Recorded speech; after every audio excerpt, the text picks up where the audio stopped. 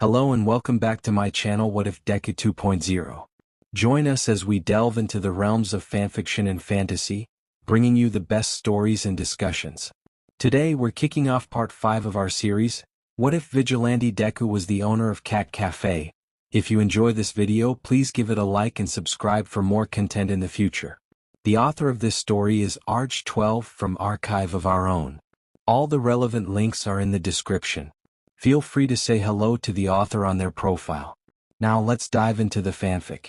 Later that day, Izuku, Shinso, Ochako, Azui, Tenya, and Shoto all went to the Evergreen. Izuku, Shinso and Ochako worked there of course, and Tenya is a regular, so it was mostly Azui and Shoto who were interested in what the famous cafe was all about. Tuya was working at the cash register when the UA students came in, and he paled immediately but remained relatively well composed. "Your friend Zu." He raised an eyebrow, giving Izuku a look. Izuku shrugged with a smile. "Yep. What do you guys want to order?" After the others have decided on what they want, Shoto looks over the menu and then asks Tuya, "Do you have cold soba?" "We're a coffee shop," he responds. Shoto tilts his head in confusion. "So do you have cold soba?" Tuya's nonchalant expression falters and he sighs, "Fine. But soba isn't on the menu?" Seventh asks curiously. "Nope." Izuku smiles to himself. "Is most certainly not." Shoto gives his brother his father's credit card and Tuya smirks. "Did you steal your old man's card?" When asked this, normal people would usually deny it or laugh it off as a joke. But Shoto is not necessarily a normal person. "Yes, I did." In the back, Tenya squawks, "Todoroki?" Tuya grins, "Sweet. Keep it up, kid." He hands the card back to him and goes to the back to get the orders ready. As the group finds a booth to sit at, Izuku decides he better help out Tuya find the cold soba he promised his brother. He walks into the back and sees Tuya opening every single cupboard possible. He notices Izuku and asks frantically, "Do we have soba?" Izuku laughs and opens up a cabinet and pulls out the missing ingredients. "So, your brother." Tuya scowls at the teen. "Why is he here, Zu?" Shoto doesn't just go to things like this on his own. Other people bring him. Izuku crosses his arms. "Well, how do you know that? You haven't seen him for what, 10 years? He could have changed." Tuya shakes his head. "No one can change.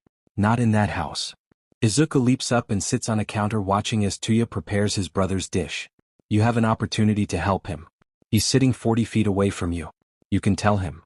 "Drop it, Izuku." He turns to the boy, seriously. Izuku sighs, "Okay. It's dropped."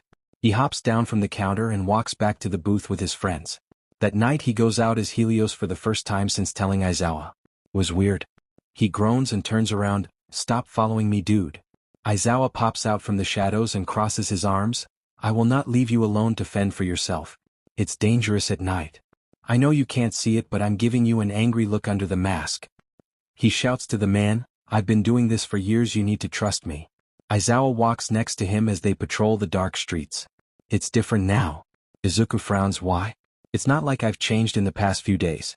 I'm still Helios, you're still Eraser." He nudges the man, "So lighten up." He watches as the man's eye twitches, clearly torn. "Fine. But you will be very careful, do you hear me, Izuku?" "Careful. He's like your dad." Fourth says. "Shh." Izuku thinks embarrassedly. "Whatever you say, old man." "Say, do you want to help me prank Endeavor?" The man raises an eyebrow. "And why would I want to do that?" "That's not a no. 'Cause you hate him?" He says it like it's a ridiculous question. "I'll tell you some weird SHT I've learned about him if you help me.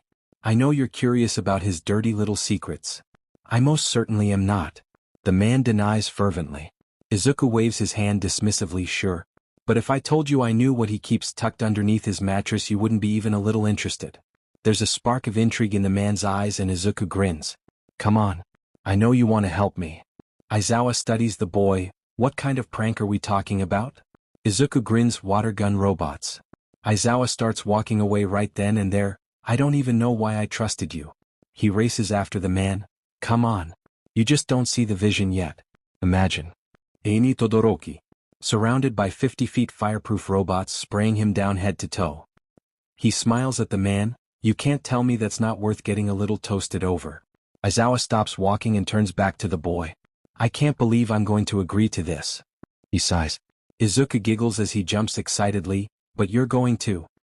He pumps his fist happily. "I can finally tell Yamada that I've finally corrupted the morally upstanding Aizawa Shoyuda." The man rolls his eyes. "So, Where are we going to get fireproof robots, huh? In the shadows of the alley there's a petty thief with a quirk that vanishes her presence entirely. She watches as the two continue walking and pulls out her phone to send the recording to her contractor. Tonight's information. Have a good night, boss. All for One listens to the recording like he does whenever someone catches his attention. He didn't really expect much from it, but sometimes the recordings pleased him. He turns to Kurojiri. Izuku. My son. A hero student and a vigilante. The man smiles. Planning pranks and wreaking havoc. It's nature versus nurture, he supposes. Or, more accurately, me versus Inko. He stands up and grabs his coat from the rack. I do wonder what proves to be more influential. Where are you going? Kurojiri asks. To meet my son, of course. He grins. Where else? Izuku watches on the news the video of giant robots chasing Endeavor down the street a few hours prior. He and Shoto are throwing a mini celebration in the Evergreen about it. Izuku had called Shoto the previous night asking if he wanted to assist him with the cameras, so a few hours ago the monotone boy was chasing his father down the street with a camera. He watches through the TV as the man yells for his son to help only to be laughed at. So basically what Izuku is trying to say is that he was busy and not paying attention when it happened. But he still felt him. Even from blocks away Izuku could sense it. He could feel the hairs on the back of his neck stand up.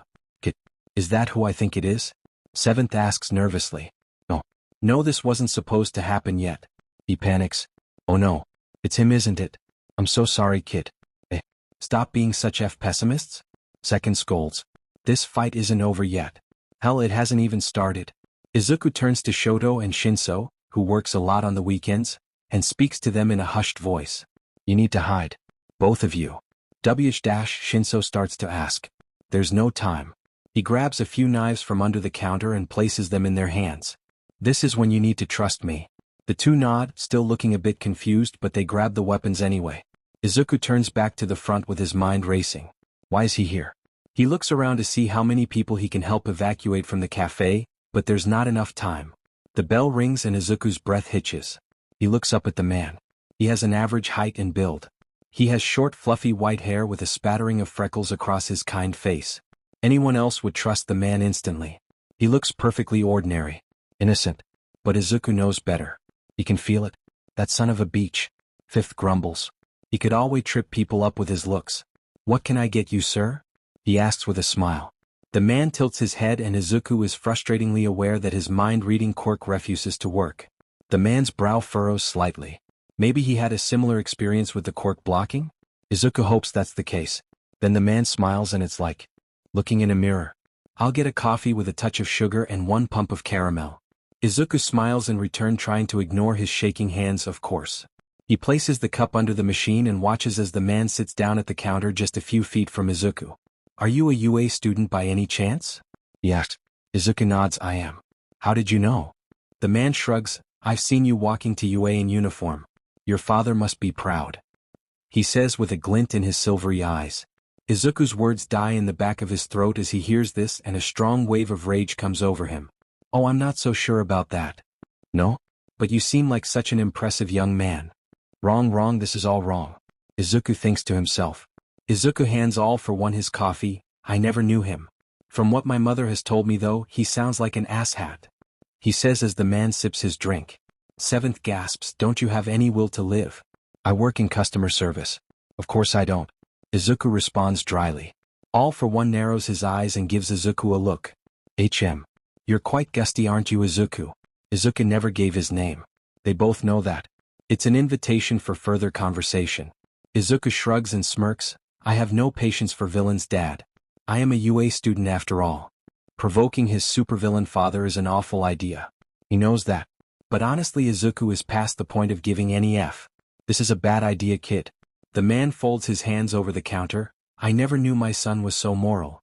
The man taunts. Izuku blinks at the man in an unimpressed manner. I was never your son. All you gave me was a shitload of daddy issues. Fifth snorts. Goddamn. Ninth has some ball. The man grins. A shitload of daddy issues and a rather impressive quirk. I'd wager you're more like me than you give yourself credit for. You gave me a bothersome quirk. Izuku corrects. I would have been better off without it.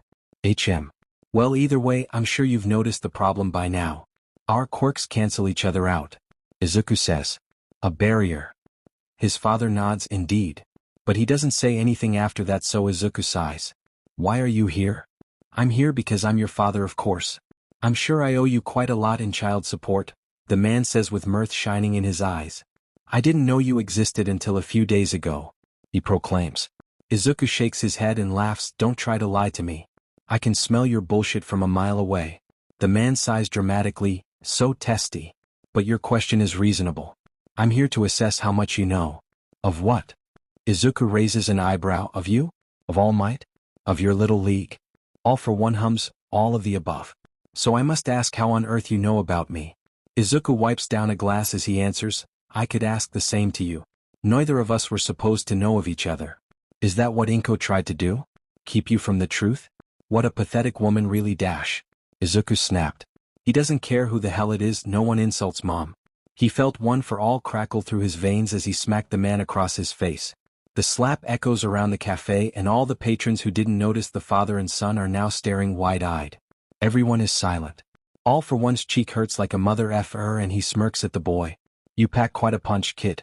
Considering the circumstances with our quirks, that can only be from the blonde douchebag. That doesn't matter. Don't talk about mom that way. The man stands up and the customers of the Evergreen all watch the man with caution as he grabs his coat and puts it on. Fine, we won't talk about your mother. But I will see you again. Izuku glares at him. When we meet again it will be in poor circumstances. All for one gives his son a look and then nods. I'm sure it will. Goodbye, son. It's Midoriya.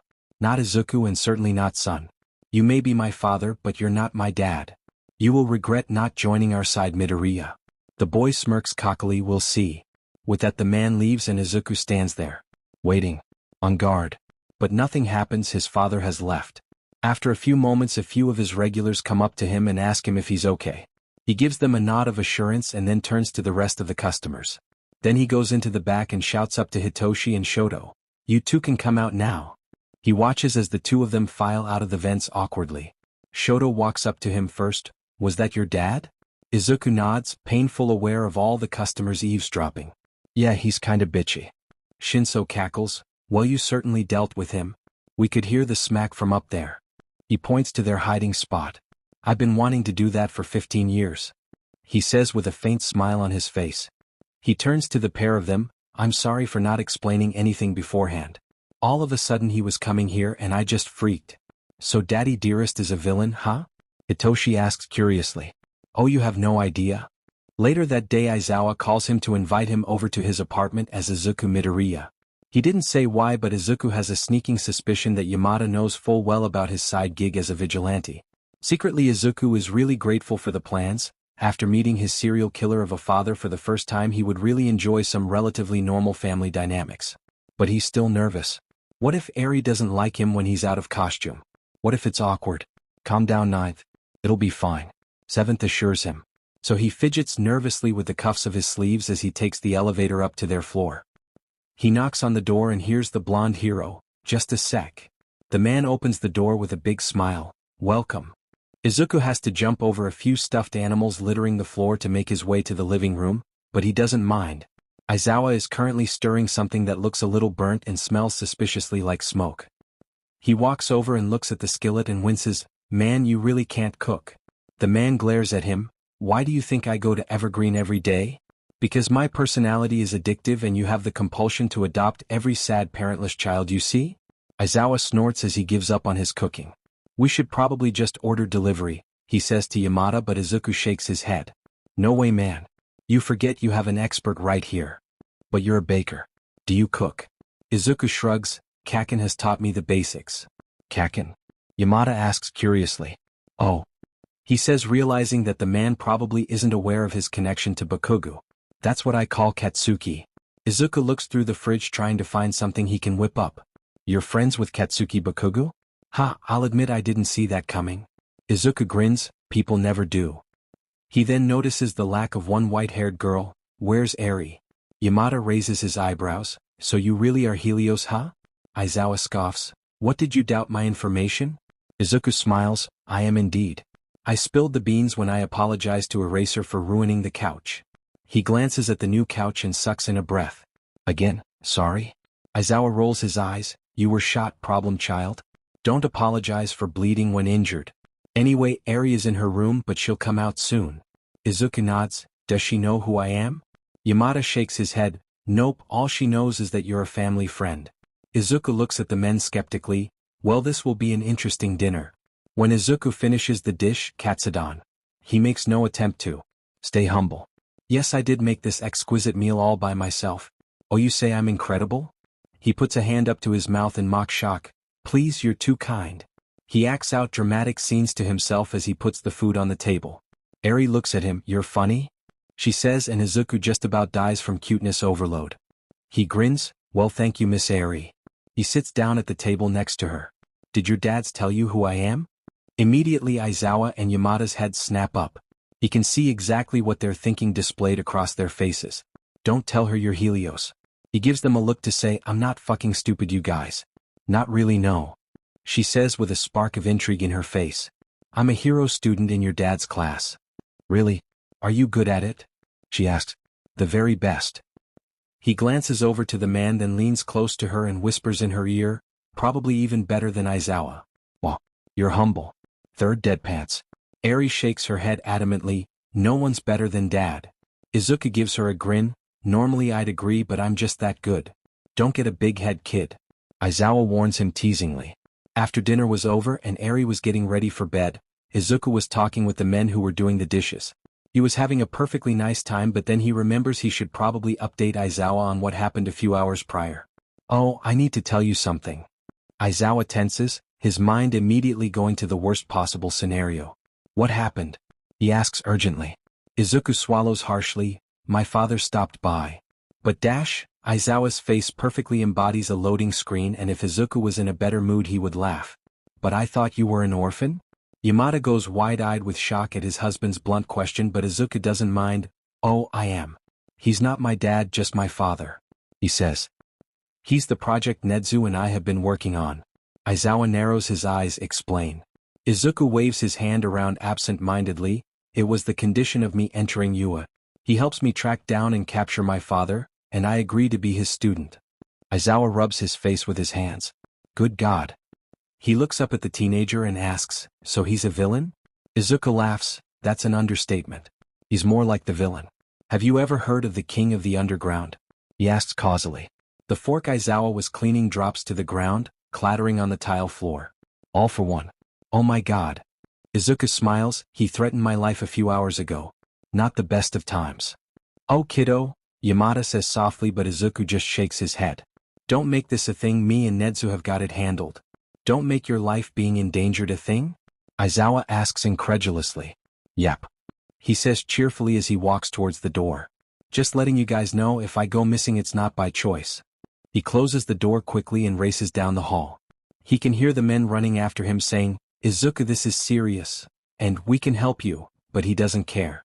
He jumps down multiple stairs at a time and races out of the apartment building with record timing. He glances up at the building and in a window he sees Eri's room. She's staring at him through the window, obviously curious as to why this boy is running away as her dads yell their offers of help.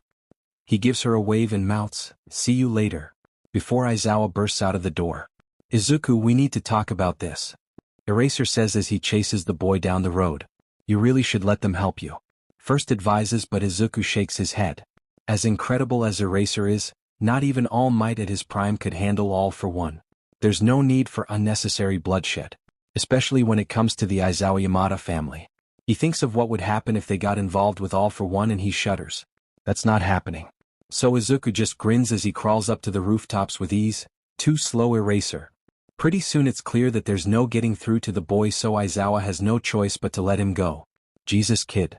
That night Izuku enjoys causing a little bit more chaos. He grabs his Helios costume before going out.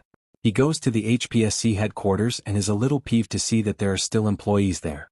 He was just about to activate his invisibility when he notices Endeavor in there. Interesting. So in full vigilante gear he strolls into the building and listens in to Endeavor's conversation with the receptionist. Are you fucking stupid or are you just a bitch? Well, what is it? The man is yelling and Izuku sighs. It's gonna be one of those fights. Enji Todoroki never cooled off, it seems. Seventh hums discontentedly. Izuku snorts. That's one way to put it. He grabs the man's arm and throws him over his shoulder, slamming him into the concrete floor. Don't call my friend, He takes a glance at the receptionist name tag. Hannah a bitch. He turns to Hannah and says, "Tell Madam President she has a visitor." The receptionist looks a little stunned and shell-shocked but calls the president either way. At this point Endeavor has mostly recovered. He's groaning and wincing and in general just looks super fucking pissed off. The fiery man comes running at him but with a well-placed kick to the groin the man is crumpled up on the floor once more. She's ready for you," Hannah says nervously as she points to the now open elevator. Izuku can't help himself as he says to the hero, "Know your place, Enji." He walks past him and into the elevator with a smile. The door closes with a ding. Izuku tolerates the irritating elevator music until he reaches the 40th floor. He steps into the pearly white office of the commission president and suppresses a shudder at the atmosphere. A middle-aged woman with graying hair sits at a desk in front of a large window showing the sparkly lights of the city below. "I'll admit I'm surprised that you're here, Helios." Izuku frowns at her. "You shouldn't be." The woman looks over him with a wise sort of caution in her face. "Please sit." She gestures at 2 chairs in the center of the office and Izuku obliges. "I'm going to be honest, I'm impressed with you, madam." "Oh. The commission was unheard of before you came into power. I respect your capabilities. I feel a but coming," she says with a small smile gracing her face. "But, you treat your workers awfully." The woman narrows her eyes as she crosses her legs gracefully. "Why are you here, Helios?" The HPSC was practically destroyed after the anonymous posts. He smirks. "Oh, I know. That was the goal." Her eyes widened at this. "You're anonymous. Are you here to finish the job? Destroy us permanently?" Izuku shrugs casually. "Originally yes. I figured a little arson was needed. Too bad there are innocent people here." The woman takes a breath but makes no move to call security. "Interesting. You're insane, Helios. I will never know how you managed to convince the public that you are trustworthy." Helios grins. "Similar methods to you, I bet. Charisma and charm are useful. What do you want? Hawks?" "Absolutely not," the woman says definitively. Izuku looks over at the woman. He sees her hand a few inches from her pocket. Probably a gun. He sees her eyes. The fire in them. There will be no compromises made tonight. He stands up and her hand grabs the gun hidden in her coat. She pulls it out and turns it on him in an instant. Izuku looks at it then back at her. For a moment no one moves. Izuku stands there looking down the barrel of the gun. The president's hand is steady on the trigger. It's familiar to her. Izuku actually likes the president. She's cocky but capable. She's a vile woman but she's aware of that. She isn't under any illusion that she's a good person. But the HPSC goes down tonight. That's one thing that must stay unchanged. The vestiges shout out a variety of very unhelpful advice and Izuku tunes them out. He needs to be present for this. So the silent standoff between the two ends with a bang. The scent of gunpowder is in the air and it happens within an instant. The gun grazes his shoulder as he punches her in the jaw. The gun clatters to the floor and the president is out cold as Izuku puts pressure on his wounded arm. "Oh, thank God you're okay," Fourth exclaims. He smiles smugly. "I'm no amateur, Fourth." He walks around the office looking in drawers and on her desk for the files he was sure to find. He went around grabbing every paper that seemed important but it took a while to find the specific ones. Eventually he found them. The financial papers were in a locked drawer that he cracked open with one for all. He snapped a few pictures and posted them online to his anonymous account. Caption: "How to commit tax fraud with special guest Madam President." Then he looked at the unconscious woman laying on the ground and pondered what to do with her. He ends up taking her gun, but it's a little different than he's used to. He checks inside and the bullets are strange and red. He recalls the only other time he's seen this type of gun. At Kai Chisaki's warehouse. He shrugs that thought off when half a dozen security guards come barging in. He supposes that the sound of the gunshot rattled through the building so it was time for Izuku to go. He leapt over the desk and crashed out the glass window. The shards of glass cut his face thoroughly but it's a better alternative to whatever is in the security guards' guns. As he flew through the air he extended a black whip to grab onto another building. Swinging through the air above the city lights Izuku felt a buzz in his chest. He was flying. And only part of that was figurative. Hell yeah. Sixth roars. This kid is fun. With the aid of the quirks of the vestiges Izuku whips around buildings and crashes onto a roof of a building far taller than he's used to. He looks around and the HPSC building is far away and no longer an issue. Hopefully. Anyway he glances down at the cars racing down below. The world is tinted purple with bright yellow city lights spread across like stars in the sky. He looks at his costume. It's tattered and torn from the glass but it's been through worse. He sits on the roof, feeling rather peaceful despite having just been in a fight for his life. Izuku smiles as he goes through the papers he snatched. He lifts them up as he chucks them off the roof. The papers fall gently like snow and Izuku watches with satisfaction. He takes out a cigarette from his belt and lights it. He breathes in the smoke as he wonders what All for One is doing right now. A few miles away, All for One was in a laboratory. A bit of Midoriya's DNA and it's confirmed. I have a son. He says, oddly shaken by this confirmation despite having met Izuku and seen the uncanny resemblance the boy shares with himself. What should we do, sir? Kidnapping, torture, or assassination? All for One mouth twitches downward at the idea of harming his son. But the man has a point. The boy is dangerous and clearly willing to fight back. I say we wait. The sports festival is coming up anyway. It's better to take away the hope given rather than to squash it immediately. If you let people think change is coming, it's even more crushing to watch it die. The doctor looks a little unsure, but he nods nonetheless. Yes, sir. All for One scrolls through the social media page of @MightyMight69. What a foolish name, truly.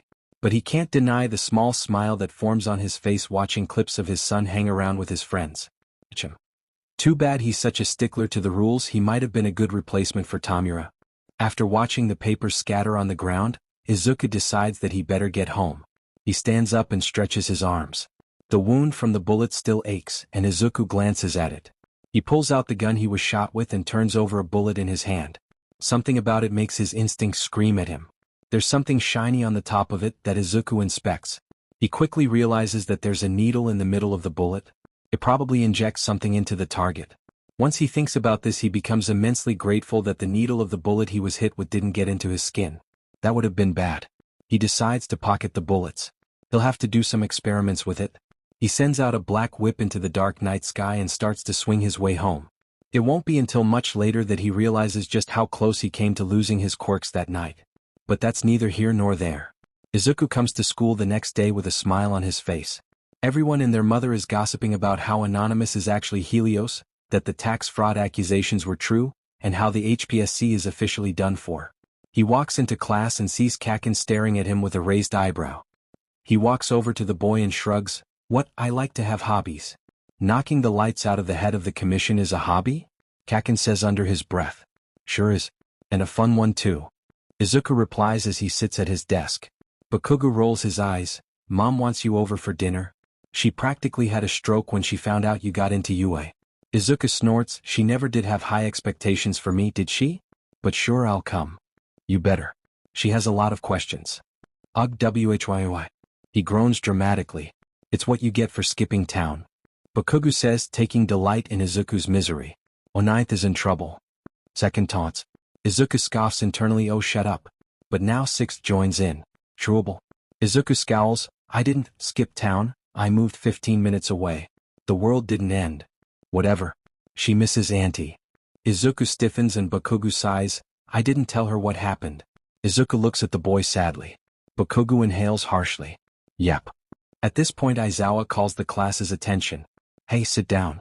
Yes, I'm talking to you, Denki. The man sighs and begrudgingly points to the board. I'm legally obligated to inform you that the UA Sports Festival is coming up. Oh, I remember the festival. Seven says excitedly. Aizawa finished his speech with, so don't be an embarrassment. The man looks pointedly in Izuku's direction and the boy squawks. Hey, I'm not an embarrassment. The class goes silent and everyone turns to him awkwardly. Nobody talks, everyone just stares at him, a touch surprised by his outburst. Aizawa raises an eyebrow and breaks the silence. And you're doing a great job proving yourself wrong. Izuku rolls his eyes dramatically but listens quietly anyway. So the sports festival will be. Hey Ninth, I've got a tip for you. Seven says. He asked curiously. Don't get first place in the first tournament. So many times it has a drawback. Like when I was your age, I had to wear weights on my ankles. Totally sucked. He thinks that over. Yeah, that's a good idea. But then his thoughts immediately go to the fame that comes with the festival. His father will be watching the festival. That's undeniable. He's gonna scope him out, see what kinds of quirks he has. He needs to be smart about this. So when the hero course lesson is over, he goes to the support class. He steps into the support classroom and is immediately hit by a wave of sawdust. He looks through the chaos and the loud clanging of machinery and sees a girl he vaguely recognizes. He steps up to her and taps on her shoulder to get her attention. She swings around with a large modified chainsaw in her arms. He jumps away from the blade, just barely avoiding it. She tilts her head in surprise. Who are you? She asks straightforwardly, do you want to see my babies? Izuku blinks stupidly. You have babies? The girl grins, yep. She places the chainsaw in his hands excitedly. This is my newest baby. It works twice as fast as a normal one.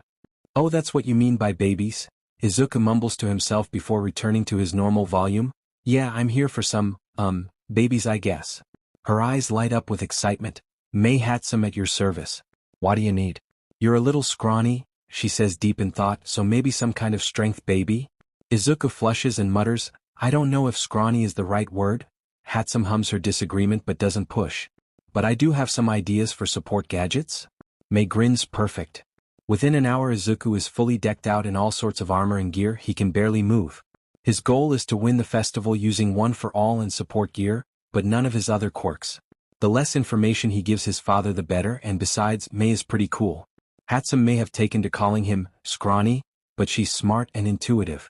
It's rare that Izuku feels comfortable sharing his ideas. A lot of people laugh them off anyway, but with May he can tell that she understands.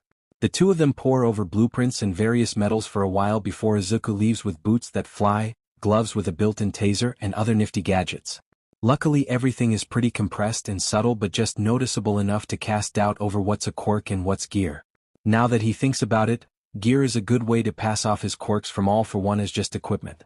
Later that day, around 7 o'clock, Izuku walks over to Bakugu's apartment. He walks up the stairs and stares at the silver number on the door. 205. He fights the urge to run over to his old apartment and chooses to knock on the door again. Masaru opens the door, looking just as overwhelmed as Izuku feels.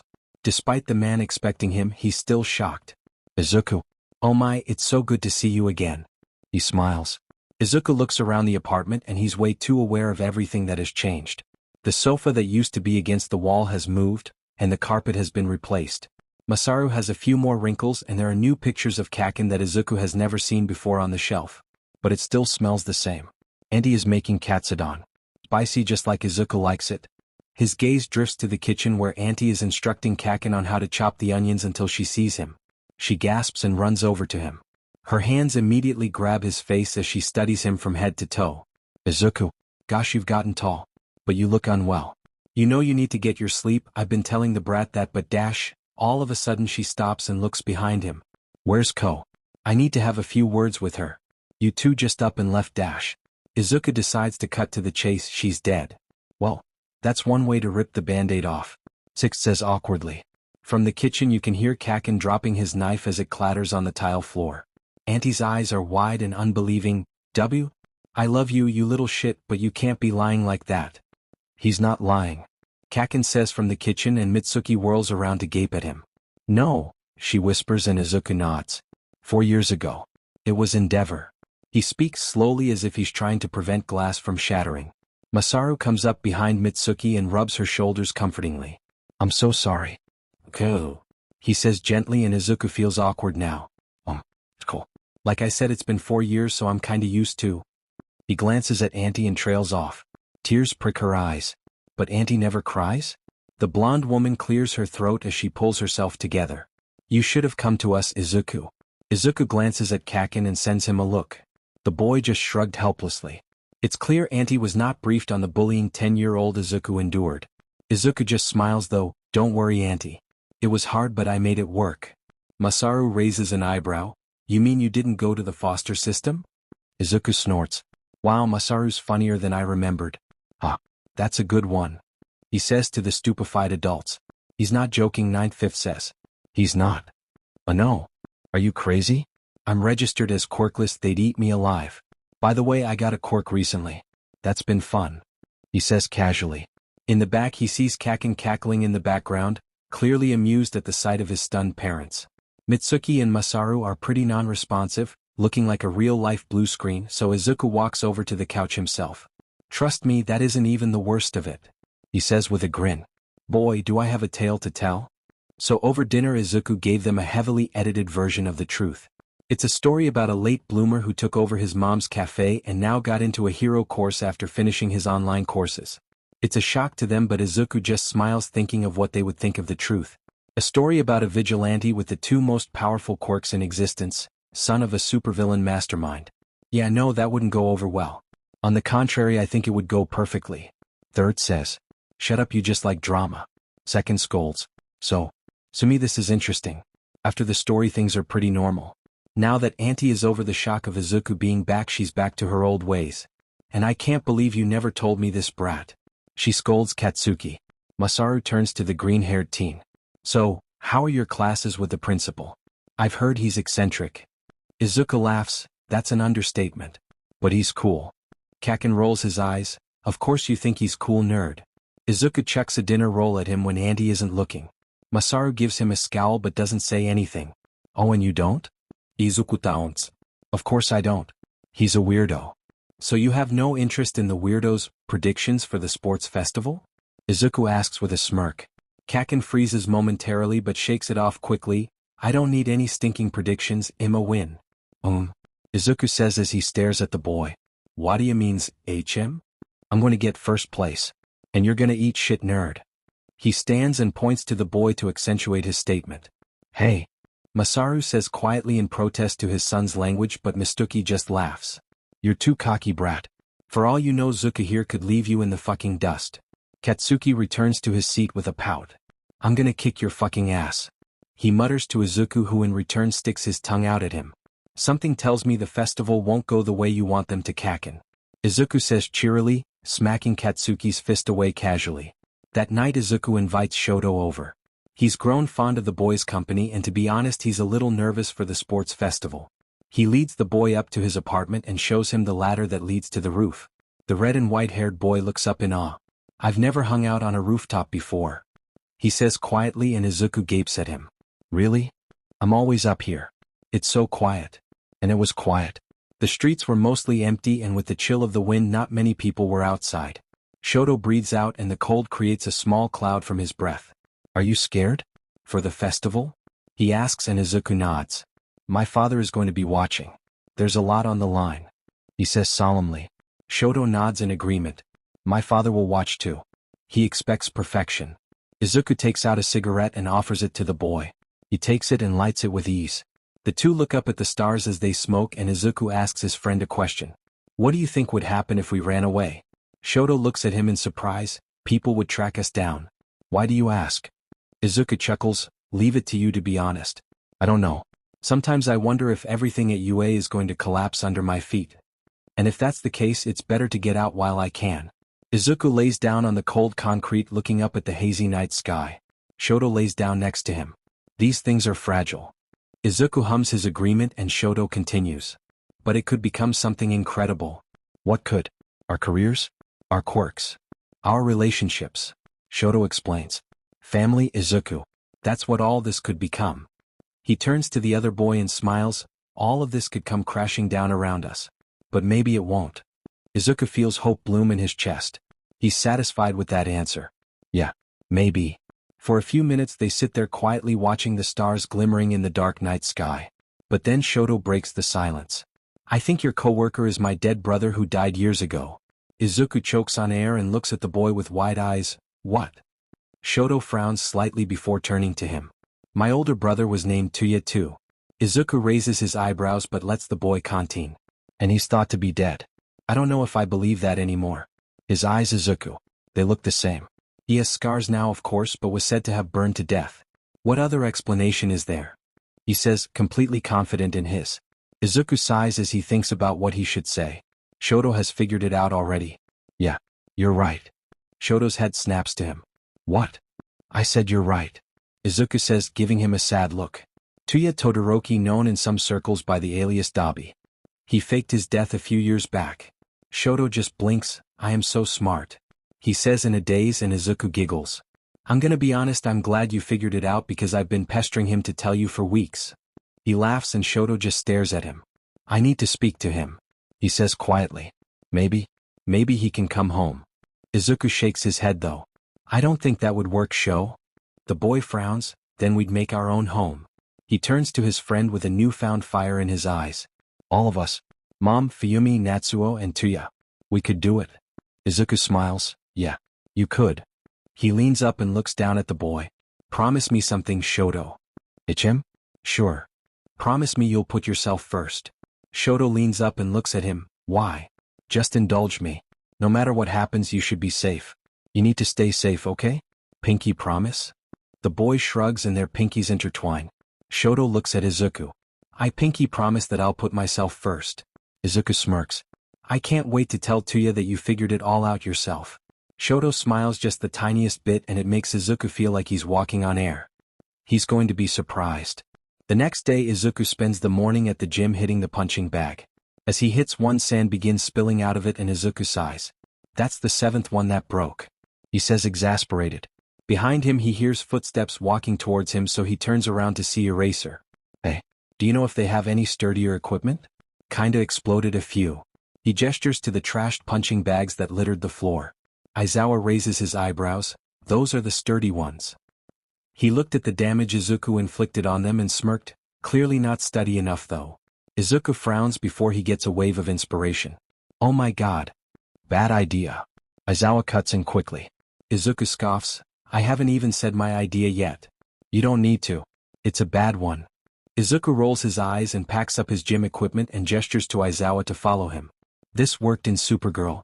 Aizawa obviously doesn't approve of whatever Izuku is planning, but he follows him anyway. You mean the old Prequark show? Ah. Kara Danvers was AF genius. He leads the man to a junkyard full of worn-down old cars that's about a block away from the gym. He smiles and grabs one with relative ease. Holy SHT. Aizawa exclaims, Don't, what are you doing? Izuku smirks, getting something sturdier to punch. This is theft. The hero says, but Izuku just shrugs. I'm putting it to better use than the junkyard would. He says as he walks down the sidewalk carrying a whole butt car. People on the street stare, but nobody has enough courage to ask the teenager what he's doing dragging a car behind him at 5 in the morning. After some deliberation on how to fit the car inside the gym, they finally find an angle that works. They successfully hang up the car as a replacement for a punching bag and Izuku grins. I'll be honest, I didn't expect this to work. Aizawa sighs, well I did. Everything you do works out. Thanks. It's called plot armor. What? What? Anyway, are you here to convince me to not fight my maniac of a father to the death? Yes. He knew it was only a matter of time before they had this conversation. Izuku has to deal with all for one, but Aizawa doesn't understand why. Aizawa leans against the gym wall and inhales sharply. I am indeed. You can't be thinking that this is smart. Izuku stares at the gym floor as he inhales. It's not smart. But it's necessary. Why? Aizawa pleads, you're 15, kid. You need to be taken care of. Izuku feels his chest constrict as he looks at the man with a smile. As much as I would love that eraser, I'm the only one who can do this. Aizawa scoffs, you're incredible, Izuku. We both know this. But why does it need to be you? You may be his son, but you don't have any obligation to him. Oh, I have every obligation to him. Izuku retorts angrily. That man causes chaos. And he inadvertently made the one person with the capability to stop him. Aizawa looks at the boy and sighs. And the one person is you. Izuku nods. Do you know what his quirk is, eraser? Aizawa frowns. I have theories. He shakes his head. They're all wrong. You see, I have my father's quirk. And it's something that no other soul can compete with. So it's me versus him. There's no stopping that, sir. The man scowls. Watch me. I'm keeping you safe. I don't give a f about whatever mystery quirk you two may have. I'll stop this feud and you're going to stay unharmed. Izuku smiles. Ah, that's really nice actually. He rolls his eyes. Whatever problem, child. Now you've got a car to beat up. Izuku turns to his car/punching bag and smirks. Yes, sir. You could cut the tension with a knife. Class 1A was sitting in their desks waiting for the bell to ring any minute for them to get in their costumes. But for now everyone is tense. Izuku sighs loudly, breaking the silence. Oh my god, I get that we're all nervous, but geez, it's like a funeral in here with how gloomy it is. Language, Izuku. Aizawa chastises lightly. I'm with the nerd here. I'll beat you all anyway, there's no use being nervous. Bakugu grumbles. Izuku rolls his eyes. Unless I beat you. Momo tucks her hair behind her ear gracefully as she speaks. Or unless I beat you. Kaken turns to the girl. What do you say, ponytail? I said that I will beat you. She says, staying perfectly composed. Bakugu stands up and goes over to her. You wanna bet? Jiro chimes in now. 1,000 yen on Yamamo. She calls out, which ticks Bakugu off even further. Nobody's beating me. He roars. Now Shoto looks up. 2,000 yen on Izuku. Izuku looks at his friend and smiles. Oh, that's nice. 2,000 on Shoto. Soon enough almost everyone had placed a bet. Kaken's eye twitches as he turns to Aizawa. Aren't you going to do anything? Isn't this against the rules? Ida voices his agreement. Yes, this is very underhanded of you guys. Uraraka, who bet on Izuku, just shrugs. Money is money, dude. Ida turns to Eraser to help, but Aizawa just brings out his flask and takes a drink. I'm on a teacher's salary, kid. I don't get paid enough to care. Izuku grins as he takes note of the bets. 6 bets on Momo, 4 on him, 3 on Shoto, and 1 on Uraraka. Kaken doesn't get any bets. He says he doesn't care, he does? Soon enough the bell has rung and the class bolts to the locker room to prepare for the festival. The flutter of nerves in everyone's stomach is still there, but for the most part they feel more steady on their feet. Together Class 1A walks onto the field, hearing the screams from the stands echoing around them. Izuku doesn't know who decided that Kaken should say the opening speech, but he loves it. The boy states his thoughts plainly. I just want to say, I'm going to win. And people go batshit crazy. The stands roar with anger and excitement is in the air. Izuku laughs and eventually Kaken's attention is turned to him. Still standing in front of the microphone, Kaken asks him, What the F are you laughing about, Deku? 1A turns to him, but the rest of the crowd is left in confusion until Izuku speaks up. You've been saying you'll win since we were 4, Kaken. He says as he walks forward. The cameras follow him closely. But I bet I'll beat you. Surprising everyone but Izuku, Katsuki doesn't get angry. Instead he just grins. Please. As if you could. Everyone is watching in bated silence, waiting for a response from the other boy. Izuku returns his grin. Watch me. With that the crowd erupts into cheers. The clear competition between the two leaves the atmosphere exciting and thrilling. Izuku looks up to the announcer's box where Aizawa is shaking his head at him in disappointment but not surprise. He sends the hero SHT eating grin and a peace sign, feeling quite a bit of smug satisfaction for causing a ruckus. And with that, present Mike takes the lead.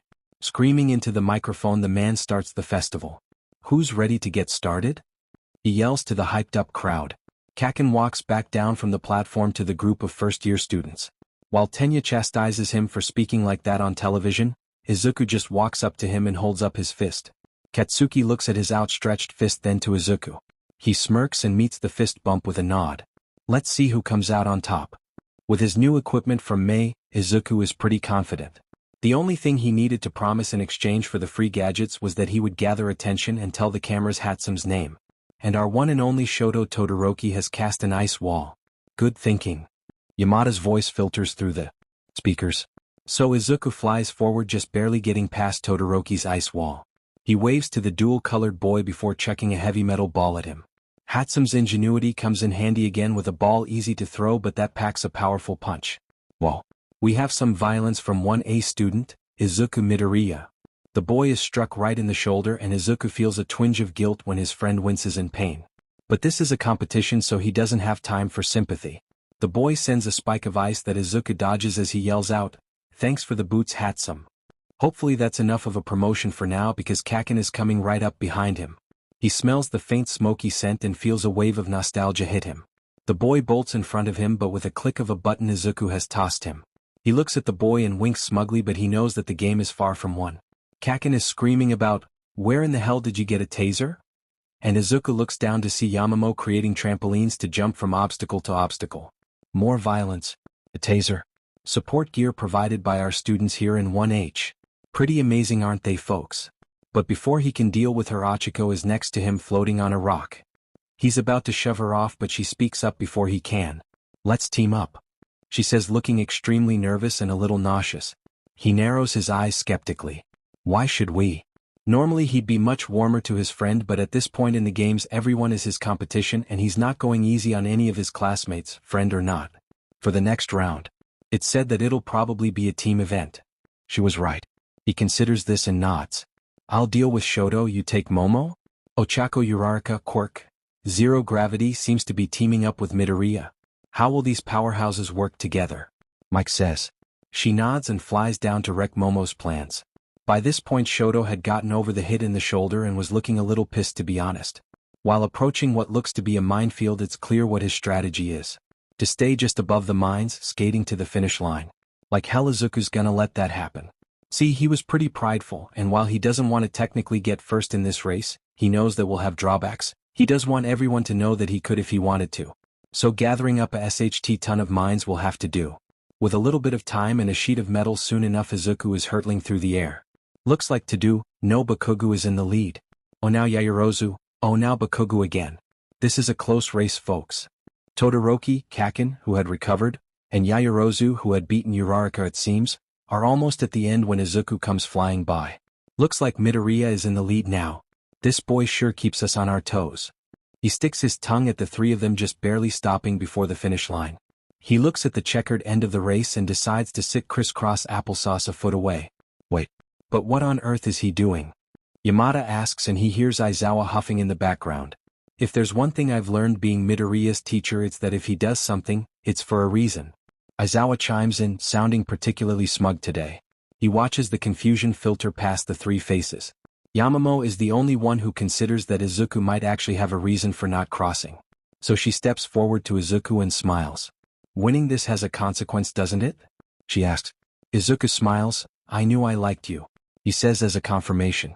He stands up and watches as Shoto and Kaken fight each other midair all whilst racing toward the end. Now Yaoyorozu has stopped as well? What's going on people? Izuku and Momo prepare themselves to time the ending just right. With a mutual understanding that the first place is unwanted, the next best thing is second. So after Kaken pulls ahead by just a centimeter the two of them leap toward the end. It's a clumsy pile of bodies. Izuku and Momo get crashed into by Shoto and somehow even Kaken gets wrapped up in the chaos. No one is quite sure who got what places so for now they're all just laughing at the predicament they got themselves in. Shoto looks very confused and is clearly wondering how on earth to get out. Kaken is screaming for someone to get off his leg and Momo is just shaking her head with a smile. Once the four of them get det-angled they've gone through the tapes and figured out the order. Kaken got first place and he's cackling in a way not too dissimilar to Nedzu. It's creepy but Izuku knows he'll regret it once whatever drawback inflicted on the first place winner happens. Momo got second place by a hair. She was pretty pleased with herself but turned to Izuku and smiled. I should thank you, she says but Izuku shakes his head. Not yet. We don't know if my theory is correct. Momo just laughs that off though. You'll be right, she says confidently. Izuku gets third place and he's very happy with that.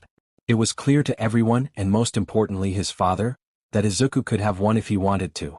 Shoto gets fourth and he looks nervously to the stands, looking for his father no doubt. Soon enough the glory of winning wears off and Kaken turns to Izuku in confusion. Why on earth did you just stay here you idiot? What happened to bringing your all, huh? Izuku smirks, trust me Kaken I'll win this. You're just a touch too thick to understand. He taunts his friend who elbows him sharply. Nerd. You and Ponytail better explain. He says gruffly as the rest of their classmates filter through the minefield and across the finish line.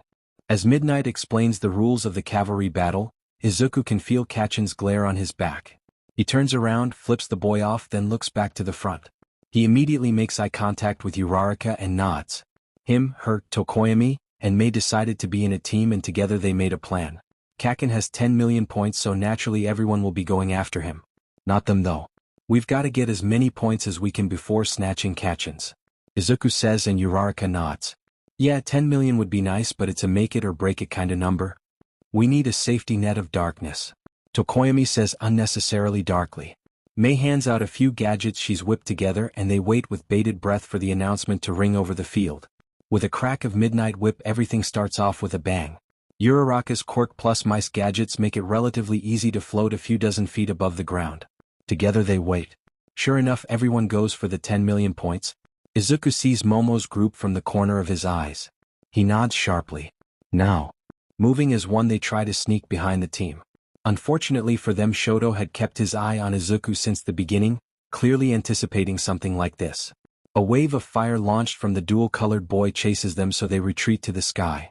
Uraraka looks a bit green from the strain though so they better hurry this up. My. Izuku says. With just a look the two communicate a plan.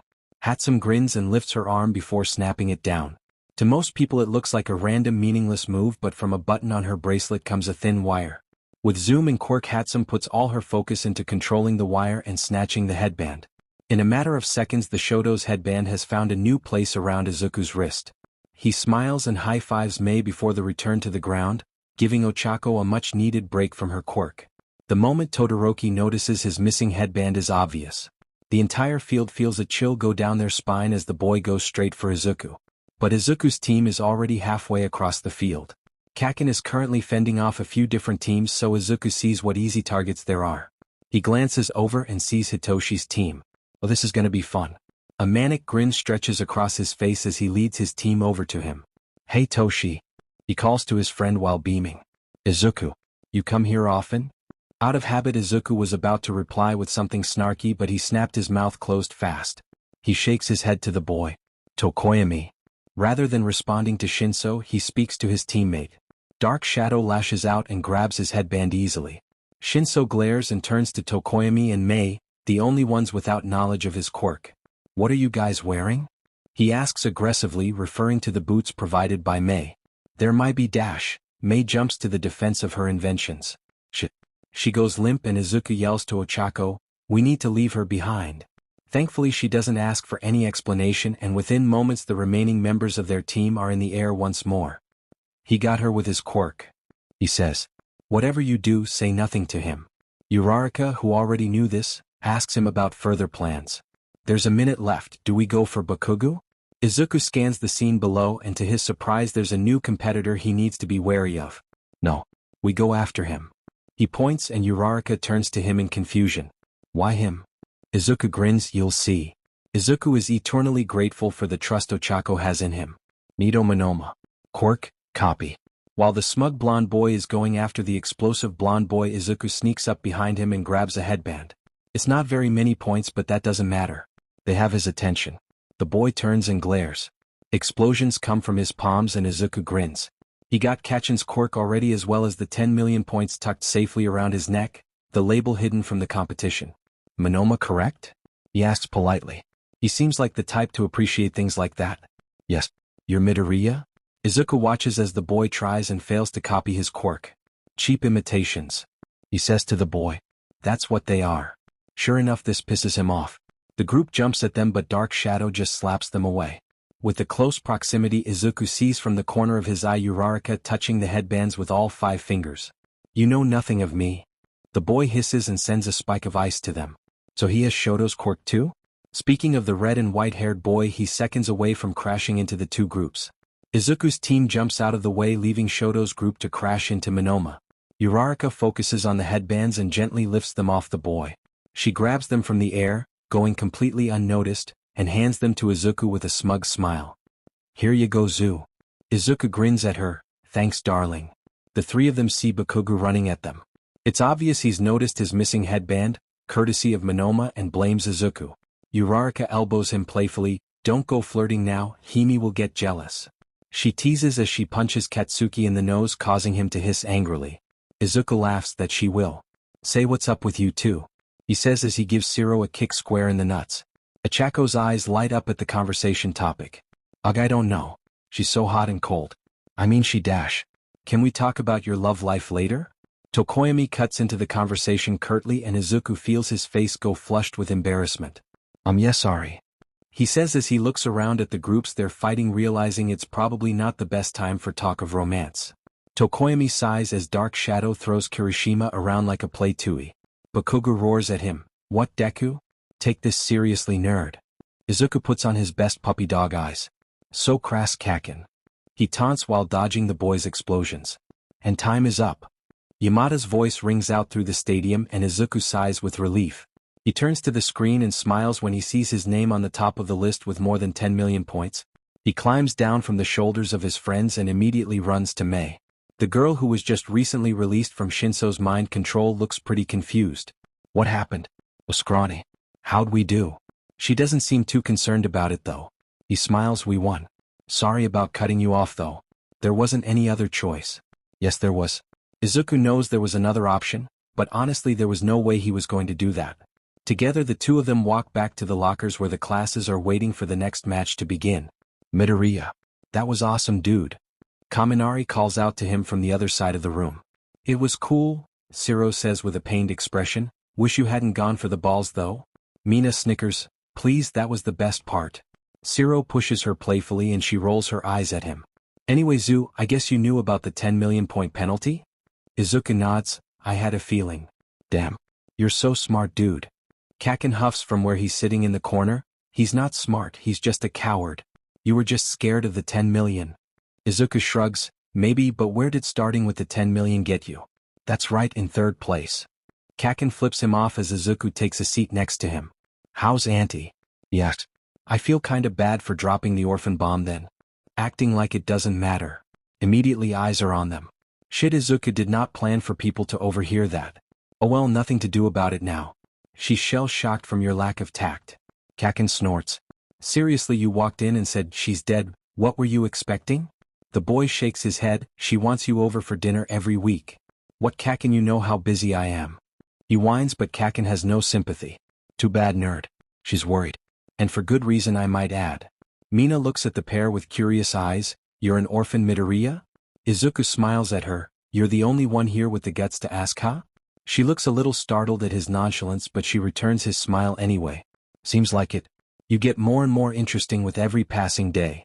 He laughs. Trust me, the Izuku Midoriya lore has a lot more to it than this. He sees himself gathering the attention of everyone in the room. Everyone's wondering the same thing. What is up with this boy? But yeah, I am. A hero killed her, if you can believe it. He speaks to the room now. Everyone's curious and Izuku is pretty relaxed about it. Really? Denki gasps. Who was it? Endeavor. He spits out. Really, but you're Dash. Zero stops talking when Kirishima elbows him in the gut. Hey. It's clear what he was going to ask. But you're friends with Todoroki? He turns to look at Shoto and the boy just shrugs. I don't associate with my father. Really? But why Dash? But before he can finish his question, Yamada's voice comes through the loudspeakers announcing the beginning of the third event. Saved by the Bell. Izuku thinks gratefully. Are you ready to rumble? The man screams, garnering cheers from the crowd. Izuku looks at his classmates with a smile. That's our cue. Izuku gets comfortable in his seat, waiting anxiously for the first match to start. He watches as Aoyama and Ishido both step out of the hallway into the arena. The crowd goes wild with excitement and sounds of chanting echoes on the concrete walls. Izuku looks at the sparkly boy and looks him over. Chances are by now All For One knows he's a traitor. The only reason Aoyama is still here is probably because of Izuku. If Aoyama was working with anyone other than Izuku, All For One would have taken him out weeks ago. And thankfully Aoyama seems very aware of that. He's been purposefully keeping his distance, which is smart of him, and he shows no intentions of running to All For One for a feeble attempt at safety. Win or lose, he was out of All For One's good graces. So Izuku sighed in relief when Mina won their match. Nothing good can come from drawing unnecessary attention, and that's what this festival is all about. Attention. After that, he watched Momo beat Tokoyami, Kirishima beat Tetsu, and Bakugo beat Uraraka. Then it was his turn. He swallowed down his nerves and mentally prepared himself. Shinso is his opponent. He wasn't quite sure if that's a blessing or a curse. He steps into the arena with the most stoic face he can manage. When Shinso sees him, he just scoffs. What's up with your face, dude? Izuku snickers but just sticks his tongue out at him. No way is he gonna give him a response. Really, Zu? You're not gonna say one sarcastic comment? The boy taunts and Izuku is slightly offended that these are the tactics Shinso's trying. Fine. Guess you're just a bitch. Izuku's head whips around to Hitoshi, but the boy's expression is completely controlled and apathetic. Maybe you do have something in common with your villain of a father. Oh, that's low. Izuku stares at the boy with wide eyes. He bites back a retort, opting instead for a punch to the jaw. The crowd audibly gasps as the crack of fist connecting with bone is heard. And Midoriya has once again resorted to violence. Mike announces. Shinso stumbles backwards, clearly not anticipating that response. He swings at him recklessly, but Izuku dodges and kicks him in the leg. He hears a snap of a bone breaking that brings him back to reality. Shit. Shinso is out of the arena and his knee is not supposed to turn that direction. Izuku's hand goes up to his face as bile rises in his throat. A medical team walks over to them and they help Hitoshi up. Izuku rushes to his friend. Oh my god, Hitoshi, I'm so sorry. Shinso just shakes his head with a wince. And no, I provoked you, I used dirty tactics. He says with a tense voice due to the pain. Izuku walks with him. Still. I knew you were trying to piss me off and I let it get to me. I'm so sorry, I just got so mad and I saw red or something. Dash. Izuku. The boy's tone causes Izuku to turn to him. Yeah. You did a good job. You won. But Dash, Izuku starts to protest, but then Recovery Girl pipes up.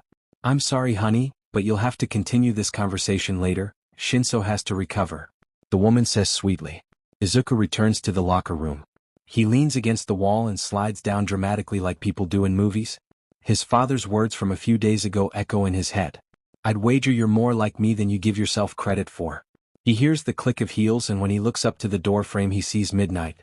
Hey Izuku, whatcha doing in here? She asks him with a sad expression on her face. He pouts pathetically, I'm moping. The woman chuckles, I can see that. Is it because of your match? He groans, yeah. Do I even want to know how much of our conversation the mic picked up? She sighs as she sits next to him. It was all audible. Izuku knocks his head back against the metal locker. He snaps. So everyone knows now? Midnight looks at him with pity in her eyes. They do, but hey, it's not that big of a deal. Heroes with villain parents are more common than you'd think. That's not why I'm concerned. He tells her. Do you? He shakes his head as he feels the burn of tears gathering in his eyes. Never mind. No, I want to hear your question. She prompts him gently. Am I violent? He asks as the tears stream down his cheeks. Oh honey, the woman's voice washes over him like cool water as she puts an arm around him. Absolutely not. You want to hear a story? She asks. He nods and she continues. I met you a few years back. Now, you don't know this, but Shota was very concerned about you. Izuku's confusion is evident on his face. Really? Kiyama nods. You were a kid with no parental supervision as far as we could see. And he didn't want to pry, but he wanted you to be safe. She explains. So every day me, him, and Yamada would come to the Evergreen in shifts. Sometimes we even bribed our co-workers to help out. She says, smiling at the memory. Izuku gapes at her. What? I never noticed. She taps his nose with a grin. Of course you didn't. That was the point. Anyway, do you remember the day the man showed up with a gun and tried to rob you? Izuku thinks for a moment. Which time? Which, you know what, that's a conversation for later. You were 11, maybe 12. It was my shift that day. I was counting on you to let him take the money, so he wouldn't get agitated even further. But you spoke to him. And what's even more amazing than that is the fact that you got through to him. She takes a breath and looks at the boy she's grown familiar with over the years. I've got to tell you, kid, in the decade that I've been a hero, I've never been able to de-escalate a situation as expertly as you did, she tells him. You had many options that day. But you choose the most peaceful one. So no. She tucks Izuku's hair behind his ear as he wipes a tear from his face. You're not violent. Not one bit. He gives her a wobbly smile before speaking. I met him for the first time a few days ago, you know? My dad. Her eyebrows raise. No, I didn't know. He said we were alike. Oh, psh. Midnight scoffs. What does he know? You said it was the first time you've met him? How should he know then? Izuku takes a breath. You know what, you're right. Hell yeah I am. Midnight exclaims. I'm gonna prove him wrong. He says as he jumps to his feet. You do that. She encourages. I'm gonna go beat up Endeavor. He calls as he makes his way out the locker room. Yeah, wait Izuku no. Midnight calls as she runs after him. Izuku yes. He yells back as he runs back to the stairs leading up to his seat. He looks at Class 1A and it's immediately obvious everyone heard the entire match. Hi guys. He says quietly. Nobody says anything and it's an awkward standoff until Bakugo speaks up. Stop being so weird you guys. His dad's the villain, not him. Mina chokes on air a little bit. Bakugo, you can't just say stuff like that. She says with wide eyes looking from Kakin to Izuku. Izuku smiles though. It's okay, I don't mind. Kachin's not wrong anyway. He sits down next to his volatile friend and offers a bit of an explanation. It's just a bit more of my Izuku Midoriya lore. He says in a light tone. But why did the purple-haired guy say that? Like that's so rude. Zero asks. Don't blame Toshi, it's because of his quirk. Izuku says even though in truth he's not sure if he's entirely over it himself. Did you really break his leg though? Denki asks now that the ice is broken. Izuku winces. I did. Again there's silence. I know what you're thinking. He says. No one's thinking anything. Uraraka squeaks with her voice an octave too high. Izuku laughs. Of course you are. Who wouldn't? Villain's son with a strong quirk who broke someone's leg with a single kick. I know how it looks. He says as he turns around in his seat to look at his classmates. He smiles brightly at them, but I'm gonna be a hero. He says cheerily. Oh, so who is your dad? Kirishima asks, is he famous? Or strong? Izuku winks at the boy. Classified, sorry? Wait, really? Oh, that is so cool. That's not cool, it's probably for a scary reason. But he got to say classified in a serious conversation. You can't tell me that's not cool. So as the topic of conversation moves on to other things, Izuku steels himself for his next match against Shoto. Speaking of, where is Shoto? He excuses himself as he leaves to look for his friend. Izuku watches from behind a corner as the fiery man yells at the timid intern. What do you mean I can't go in there? You know who I am, right? Why, yes sir, but it's Dash. Boobius, it's Dash. Endeavor mocks her, stuttering before moving past her. I don't care. Izuku takes a breath before stepping out into the hallway. Excuse me, sir? He paints his voice sugary sweet as he speaks. Are you looking for the UA students? Because they're down this way. He points down where there are most definitely not UA students, but it's secluded. A good place to throw a punch or two. At least someone here knows manners. The man grumbles under his breath. The intern Endeavor was harassing looks to Izuku with a panicked look in her eyes. The question is evident. What are you doing? UA students aren't that way? He gives her a reassuring smile, trying to convince her that he has a plan. He does have a plan, right? Well shit. Him, at least he's pretty good at improv. He walks with Endeavor down the hallway for a reasonable distance before he's sure that they're alone. He stops in his place, and in a second Endeavor has whirled around to face him. Why have you stopped? You won't find your son here, NG. His brain forms a rough plan. First, take his quirk and break a few bones. Then return his quirk and go back to the class. Then when the number 2 hero is found broken and bloodied, nobody will believe it's the work of an innocent teenager. Huh? The man leans forward. What kind of bullshit is this? I need to speak to Shoto. He roars loudly. Light footsteps come from behind him and Izuku hears a voice cut through the quiet hallway. Why do you need to speak to me, father? Izuku turned around and made eye contact with his friend. He sucks in a breath and shakes his head. You shouldn't be here, Shoto. Welp, can't break any bones now that he's here. His friend looks at him, then to his father. Care to explain why you're harassing my friend? Your friend? Endeavor spits out incredulously. Izuku smirks at the angry man as he imagines what he would look like with his jaw smashed in. Shoto just meets his eye head on. Yes, he is my friend. And you're not allowed to be here, father. Leave. The man growls under his breath and pushes past Izuku to leave. You better watch yourself, brat. He says through gritted teeth. Izuku feels a little cocky. That's never good. He stares at the floor as he speaks quickly and quietly. Stupid, says what? Next to him Shoto looks confused and Endeavor looks back at Izuku. What? Oh, nothing, bye stupid. Izuku grabs Shoto's wrist and runs as fast as he can without tearing his friend's limb off. When they reach the crowd, Shoto is out of breath and red-faced. What just happened? He asks and Izuku smiles. When life gives you lemons, you squeeze them to get the juice in your father's eyes. He says, breathless and giddy from laughter. I mean, yeah, Shoto says in confused agreement, but why were you back there? Squeezing the juice.